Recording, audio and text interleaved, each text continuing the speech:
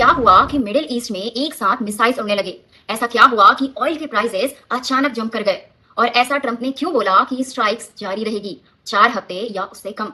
सिर्फ एक नाम, ईरान के सुप्रीम लीडर की मौत।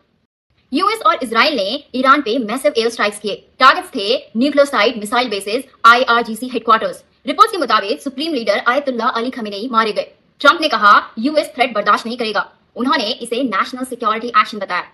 ईरान ने जवाब दिया, ये वॉर है और हम पूरी ताकत से जवाब देंगे।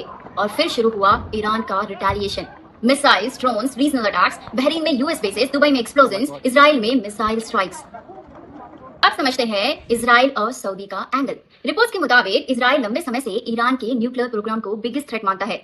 सऊदी अरेबिया पब्लिकली न्यूट्रल दिखता है, लेकिन ईरान का इन्फ्लुएंस कम करना चाहता है। ये सिर्फ स्ट्राइक नहीं है, ये रीजनल पावर बैलेंस की लड़ाई है। यूरोप पहले से ही यूक्रेन वॉर से परेशान है। अब ईरान क्राइसिस ने उसे और डिवाइड कर दिया है। कुछ देश ईरान के खिलाफ स्ट्रॉन्ग एक्शन चाहते हैं, कुछ स्ट्राइक्स की आलोचना कर रहे हैं। सिप्रियस मिडिल ईस्ट के पास है, इसलिए मिसाइल थ्रेट की चिंता भी है। और इसी पे यूरोपियन यूनियन इमरजेंसी मीटिंग्स कर रहा है। सबसे बड़ा खतरा स्ट्रेट ऑफ हॉर्मुज। दुनिया का 20% ऑयल इसी रास्ते से गुजरता है। अगर ईरान इसे ब्लॉक करता है तो ऑयल $100 to $120 पर बैरल जा सकता है। ऑलरेडी प्राइसेस ऊपर हैं, शिपिंग स्लो हो रही है, इंश्योरेंस कॉस्ट बढ़ रही है।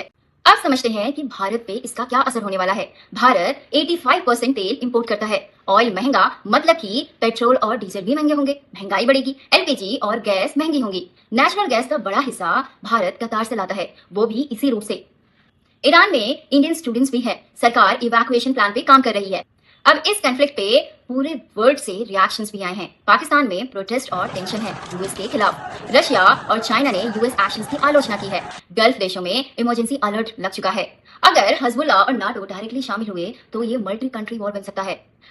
अब सबसे चिंताजनक बात क्या है? ट्रंप ने साफ किया है कि ऑपरेशन खत्म नहीं होगा। ईरान ने साफ कहा है कि जवाब जारी रहेगा। अगर स्ट्रेट ऑफ हॉर्मुज बंद हुआ तो ग्लोबल इकोनॉमी को बड़ा शॉक लग सकता है।